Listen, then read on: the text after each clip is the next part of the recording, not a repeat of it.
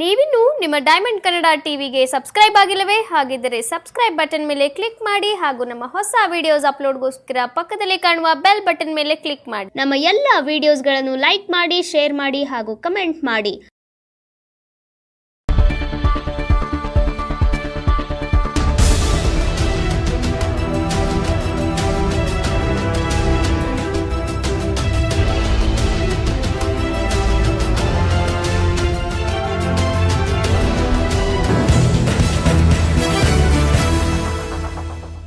ವರ್ಷಾರಂಭದ ಮೊದಲ ದಿನವೇ ಯುಗಾದಿ.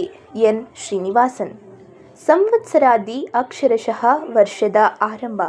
ಯುಗ ಎಂದರೆ ಯುಗ ಮತ್ತು ಆದಿ ಎಂದರೆ ಆರಂಭ ಎಂದು ಕರೆಯಲ್ಪಡುವ ಈ ಹಬ್ಬವು ಹಿಂದೂ ಕ್ಯಾಲೆಂಡರ್ನಲ್ಲಿ ವರ್ಷದ ಮೊದಲ ದಿನವಾಗಿದೆ ಎಂದು ವಿಜಯನಗರದ ಶ್ರೀ ಯೋಗ ನರಸಿಂಹಸ್ವಾಮಿ ದೇವಾಲಯದ ಆಡಳಿತಾಧಿಕಾರಿ ಎನ್ ಶ್ರೀನಿವಾಸ್ ಹೇಳಿದರು.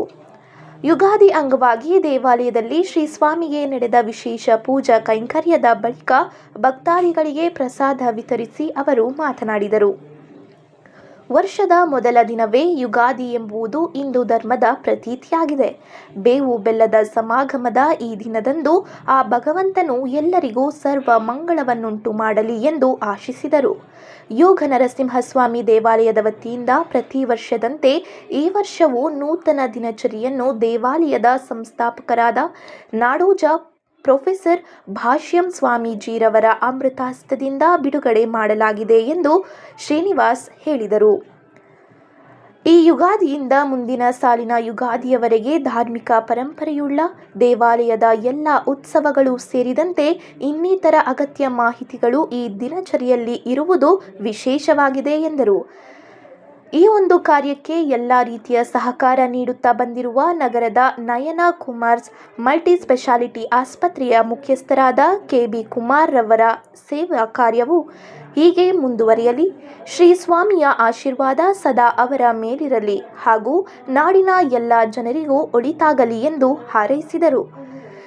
ಇದೇ ವೇಳೆ ನೂತನ ದಿನಚರಿಯನ್ನು ಬಿಡುಗಡೆ ಮಾಡಿದ ಗಣ್ಯರುಗಳು ಈ ಬಗ್ಗೆ ಮೆಚ್ಚುಗೆ ವ್ಯಕ್ತಪಡಿಸಿ ದೇವಾಲಯ ಮತ್ತಷ್ಟು ಅಭಿವೃದ್ಧಿ ಹೊಂದಲಿ ಎಂದು ಆಶಿಸಿದರು.